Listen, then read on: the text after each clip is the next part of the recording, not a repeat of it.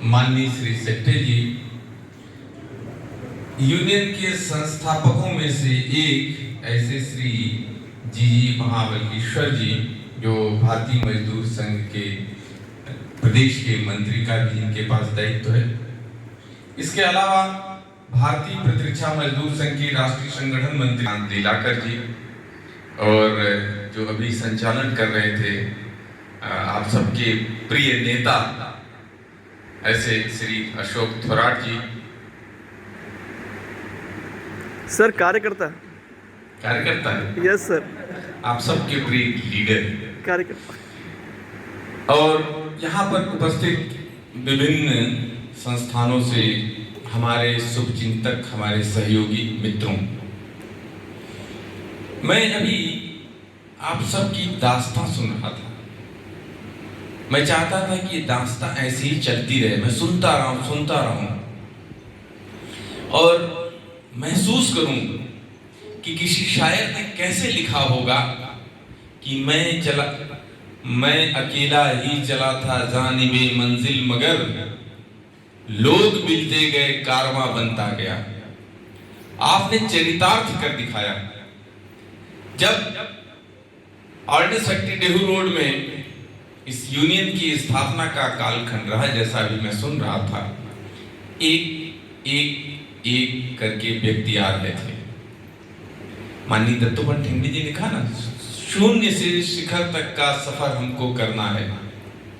क्या मालूम था कि अशोक थोराट जी, महाबलेश्वर जी और हमारे सेट्टे जी, ये सब लोग संजय मैनकुटले, बाटे गांवकर और नवगिरी जी के सानिध्य में आकर के एक ऐसे पौधे का रोपण करेंगे जो आगे चल करके एक वृक्ष बनने वाला है।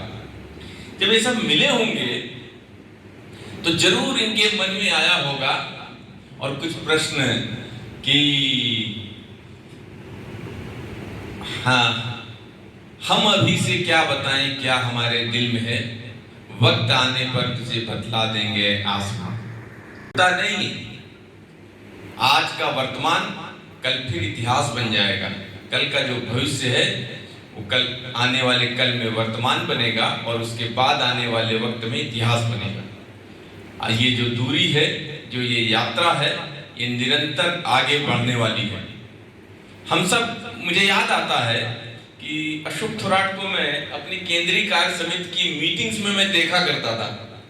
अशोक थोराट हमारा मेंबर नहीं था, केंद्रीय कार्य समिति के सदस्य नहीं थे, लेकिन अजब उत्कंठा थी इनके मन में देखने की कि कैसे ये संगठन काम करता है। और हमें लगता था कि ऐसा कैसे हो सकता है कि जो कार्यकर्ता है ही नहीं, जो आमंत्रित नहीं, वो मीटिंग में आता है, क्या देखना चाहता है। यही यात्रा है, यही जिज्ञासा है, और ये जिज्ञासा जिसके मन में नहीं है वो कुछ नहीं कर सकता। जिज्ञासा होना सबसे पहला कदम आगे बढ़ने के लिए। और अशोक थोराट के मन में जिज्ञासा की जिन लोगों ने प्रेरणा दी वो सब धन्य हैं, और अशोक थोराट भी धन्य है कि आप सबके सहयोग से उनके साथ बहुत सारे ऐसे लोग जिनको हम लोग नहीं देख पा रहे हैं, इस पर्दे के पीछे होंगे, जो कहीं नेपथ्य में चले गए होंगे, उन सब लोगों ने बहुत मुश्किल की घड़ी में इस भारतीय मजदूर संघ के रथ को आगे ले गए होंगे। ऐसे सारे लोगों को मैं आज इस मंच से प्रणाम करता हूं। और एक चीज मेरे दिमाग में आती है कि ये बहुत प्रेरणा वाली जगह है, संत तुकाराम की पवित्र धरती है। यहाँ प्रेरणा लेने की जरूरत है कि किताबों में जो लिखा गया, माननीय ठेंगड़ी जी ने जो लिखा, उसको चरितार्थ देखना है तो आइए शून्य से शिखर का सफर आप डेहू रोड में करें। और इन कार्यकर्ताओं से साक्षात करने के लिए मैं आने वाले समय में मैं कोशिश करूंगा कि इसी वर्ष कोई ऐसा समय मिले जब देश भर के अपने नौजवान कार्यकर्ताओं को मैं यहाँ ला सकूं और कह सकूं कि आप यहाँ आओ और देखो कि कैसे शून्य से शिखर तक का सफर तय किया जाता है। एक साधारण कार्यकर्ता से एक श्रेष्ठ कार्यकर्ता का निर्माण कैसे होता है, ये हम सब कार्यकर्ताओं को सीखने की जरूरत है। इसलिए एक आज के इस कार्यकर्ता सम्मेलन में मैं आप सबसे अनुमति चाहता हूं कि आप मुझे अनुमति दें कि एक मैं राष्ट्रीय स्तर का अपने भारतीय प्रतिरक्षा मजदूर संघ के राष्ट्रीय कार्यकर्ताओं का कार्यकर्ता सम्मेलन आपके इसी हॉल में इसी साल कभी करा सका।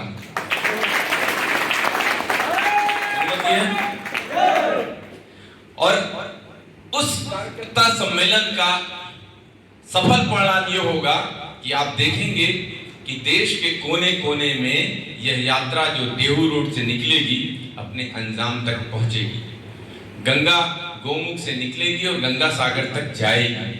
इसलिए मैं आप सबकी इस उपस्थिति में यह सहर्ष घोषणा करता हूं कि हम सब इस वर्ष मिलेंगे। जहां तक बात है कि हम सबके सामने चुनौतियां कैसी हैं, तो गेट मीटिंग में हमने अभी चुनौतियों की बात की, लेकिन अब तो मिलन है, अपने बीच में अपनी बात कही जा सकती है। मुझे कुछ अलग से कुछ भी नहीं कहना है। हम सब के लिए तो प्रेरणा के जीवंत स्रोत यहां उपलब्ध हैं। माननीय नवगिरी जी की तरफ जब मैं देखता हूं तो मैं सोचता हूं कि मैं आज एसके सिंह जी से बात भी कर रहा था, फिर मैं संजय मेनकुंडले की तरफ देखा शाम को, मैंने कहा आने वाले समय में एक नए जो है हमको नवगिरी जी की तलाश थी, वो भी पूरी हो रही। इन सब ने कितनी कठिन परिस्थितियों में काम किया होगा। मैं कितना सौभाग्यशाली हूं, मैं भारतीय प्रतिरक्षा मजदूर संघ का महामंत्री का दायित्व निभा रहा हूं और मेरे पास ऐसे ऐसे कार्यकर्ता रहे जिन्होंने अलग अलग जगहों पे अलग अलग स्थानों में और अलग अलग काल परिस्थितियों में कार्यकर्ताओं का निर्माण किया और भारतीय प्रतिरक्षा मजदूर संघ को एक नई ऊंचाई की तरफ ले जाने में एक महत्वपूर्ण भूमिका अदा की। और आज स्थिति यह है कि देश भर में डिफेंस इंडस्ट्रीज में अगर मजदूरों का ध्यान कहीं है, अपेक्षाएं अगर कहीं हैं और विश्वास कहीं है, तो वह सिर्फ भारतीय मजदूर संघ और भारतीय प्रतिरक्षा मजदूर संघ के कार्यकर्ताओं की तरफ।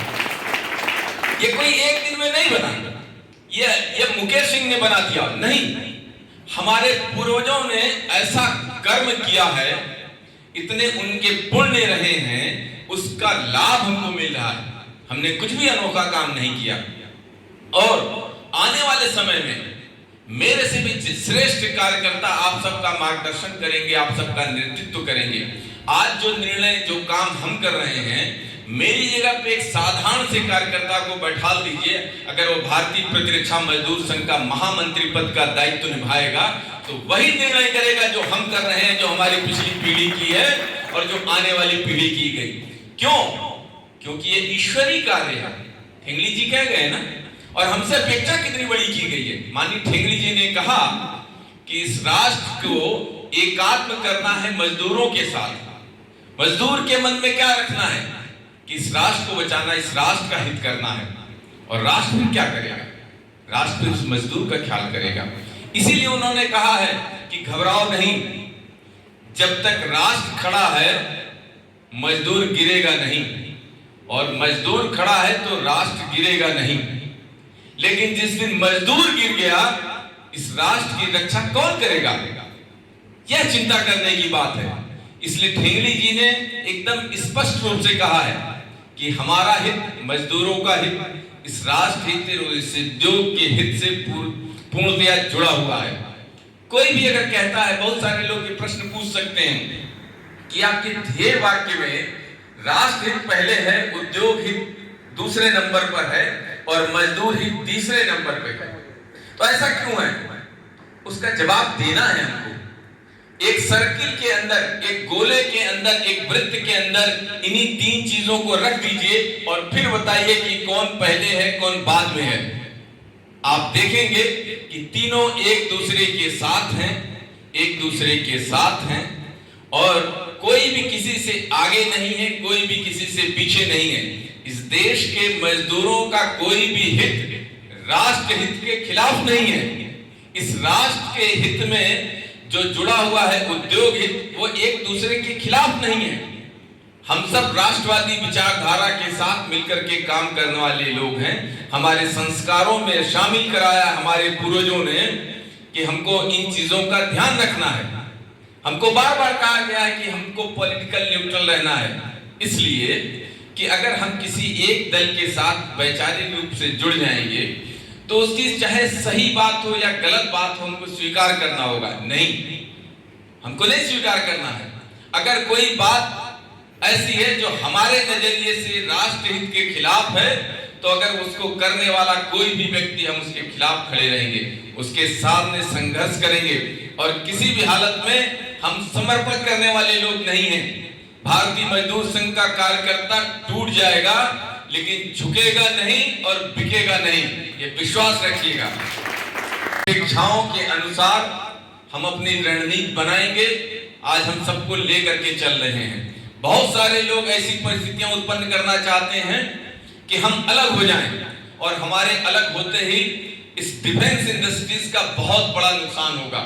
और ऐसे लोगों की संख्या कम नहीं है जो सिर्फ एक उद्देश्य के साथ काम करना चाहते हैं कि पड़ोसी की बकरी मर जाए भले ही हमारी दीवार गिर जाए। हम ऐसे लोगों के सामने बहुत मजबूती के साथ खड़े हैं। अपनी जिम्मेदारियों को हम समझते हैं और हम पूरे प्रण प्रतिष्ठा के साथ आपके मान सम्मान के लिए, अपने मान सम्मान के लिए किसी के सामने भी हम झुकने वाले नहीं हैं। आप विश्वास रखिएगा। भारतीय मजदूर संघ का आशीर्वाद हम सबको प्राप्त है और हम सब इस संघर्ष में शामिल हैं, लड़ेंगे और जीतने के लिए लड़ेंगे।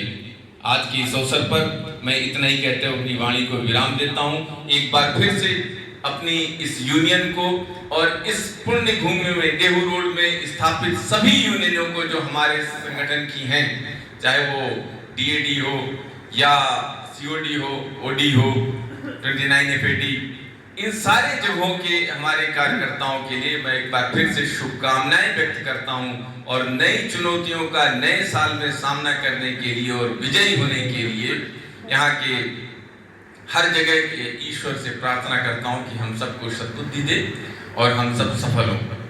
नमस्कार।